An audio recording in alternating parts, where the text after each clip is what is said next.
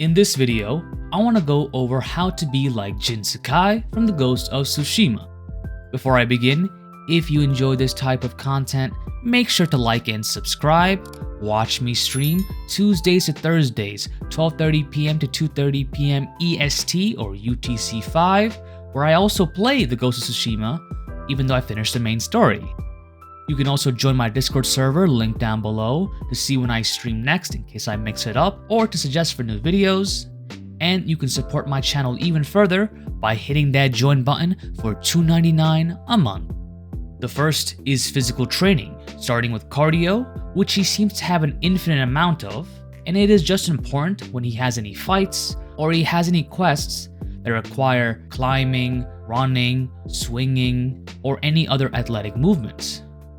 Now, running in itself is a great option and something you see him do, so you should definitely train it, but other forms of cardio are just as important, both for the added benefit of the cardiovascular increase and for the skill it provides. I'll mention them in a bit.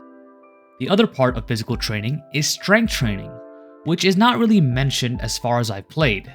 However, a mixture of weightlifting and calisthenic movements is perfect to improve your physical capabilities. Lifting heavy at lower reps to focus mainly on strength is great, or you can even reduce it slightly in terms of weight and increase the volume for the added benefit of hypertrophy. Now, for weights, machines are a fine option and should be added in if you can have access to everything. However, if you want to stick to purely old school vibes, free weights like dumbbells, kettlebells, barbells, along with bodyweight exercises. Now, the bodyweight exercises, besides just giving you strength, also work on certain skills that can be useful in other movements, like for example pull-ups, dips, muscle-ups. Other physical activities that Jin does, which both increase his overall strength and also cardio, include rock climbing, parkour.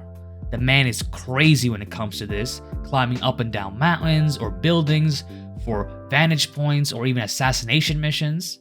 And so should you be, minus the assassination part. This indicates that he has crazy grip strength, and this can be worked by actually doing rock climbing and certain types of parkour movements, either at the gym, like a rock climbing gym or gymnastics gym, or at least in a safe environment so you don't get hurt.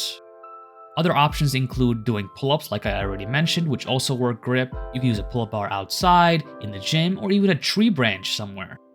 He's also proficient in swimming, which again, a full body exercise and great cardio when you do it for long periods of time, plus an important skill to have, especially if you live close to water. And he once again excels almost like a Navy SEAL, able to hide underneath water to avoid detection from enemies, and something you may want to try out with a lifeguard available. You also see him do horse riding, which is way more difficult to get into unless you live close to horses or have a lot of money. Now, because it's difficult to access, a more modern alternative is learning how to drive or use a motorcycle, which is a little more closer, as the purpose of the horse is to get you places. And when I mean learning how to drive, I don't just mean the basics, but also way beyond that.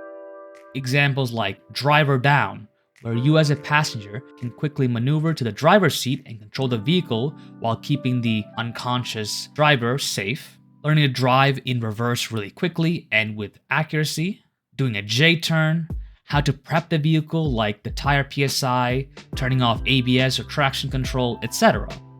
Now, if you don't want to damage your car trying to practice this, a relatively cheap way compared to damaging like a $50,000 car or $20,000 car or even a $1,000 car would be getting a pretty cheap sim rig. Not the same thing, but it's close enough for you to do some basic practice and get the spirit and some of the more theoretical techniques into practice.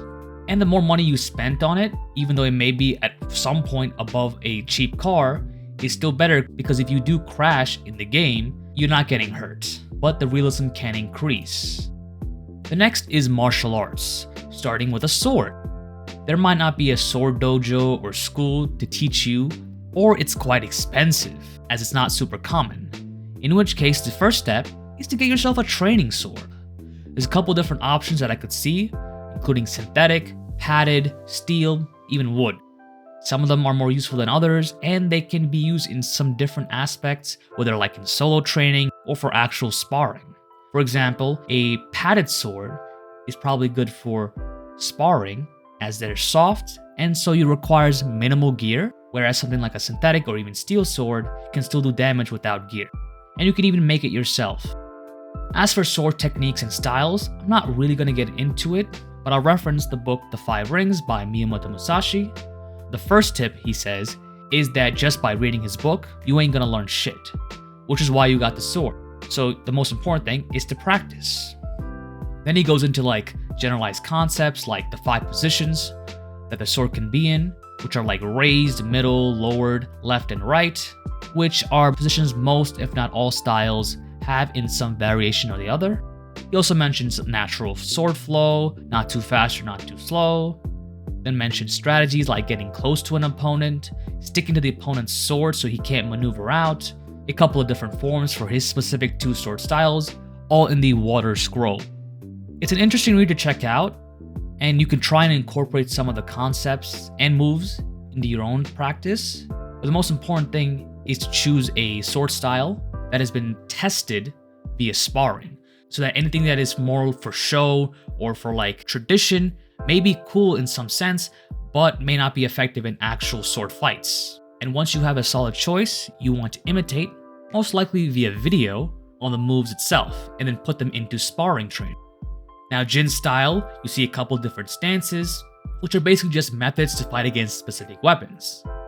A good way to counter this is to number 1, learn those weapons to see how they move in your own hands, as samurai would use other weapons besides a sword, like a spear, bow and arrow, which you see Jin do, even an extremely long sword, and sometimes even firearms. More accessible and modern day weapons would be like knives, firearms, sticks or staves, and of course, unarmed martial arts. You see a little of this where you see Jin throwing a sidekick, I believe, to counter the halberd, and in the 5 Rings, Musashi actually mentions using the shoulder to hit the body of the opponent as well. You want to have both structures down, which is striking and grappling. Striking, where you should learn and incorporate techniques that have been tested in sparring, and of course, not to limit yourself to just punches or just kicks, but also having the entire body as your arsenal. As for grappling, wrestling is a really great base as it builds really tough fighters and is very aggressive, but you also want to know how to do throws, and of course, locks and submissions, so judo for the former and some BJJ for the latter. You then want to practice the techniques and make sure to constantly test them and improve your own abilities via sparring or matches. Now, in both the case of unarmed and armed martial arts, in this case of sword, you also don't want to limit yourself to just one style. Expand beyond that to see what kind of techniques fit for you, as just like Jin, who breaks tradition and honor to become the Ghost of Tsushima, you too need to expand beyond just rigid rules. Finally, mental fortitude, as to be a samurai, which is a warrior, you need to be strong in the mind. In the 5 Rings, Musashi mentions the way of death as part of the way of the warrior and other ways as well.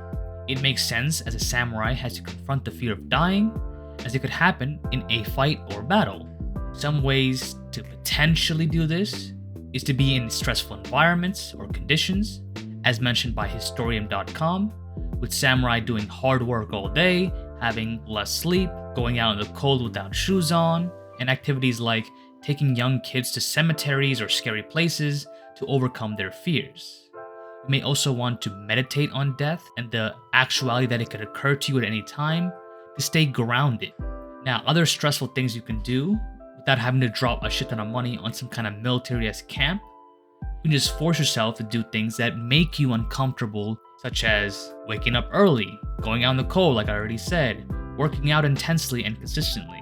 And hell, if you want to mimic the basic training, SEER school kind of mentality, go for big runs, do push-ups till you drop, do wrestling training, and all this should help you become mentally and physically stronger. You also see Jin go to like hot springs, create haiku, and even one moment of meditation before a big battle. Showers or baths instead of hot springs do have benefits, like making you clean, of course, but also boosting your mood, improving your focus, making you feel more relaxed. As for haiku, which is just Japanese poetry with a specific kind of rhythm, there have been some studies that claim the benefits of writing poetry in terms of processing grief and getting out the emotion you're feeling, plus relating to other people's grief and emotions by reading them. And because it's also a free activity, it could be something fun to try. With a quote from the Dead Poets Society, "We don't read and write poetry because it's cute. We read and write poetry because we are members of the human race. And the human race is filled with passion." Music as well can also be relaxing, as you see Jin play a type of flute to calm down or in a beautiful spot. Thank you for watching. I hope you enjoyed this video. If you did, make sure to like and subscribe. Watch me stream 12:30 to 2:30 p.m. Eastern Standard Time or UTC5. Join my Discord server, link down below, to see when I stream next or to ask suggestions for new videos. And finally, if you'd like to support me even further, hit that join button for $2.99 a month.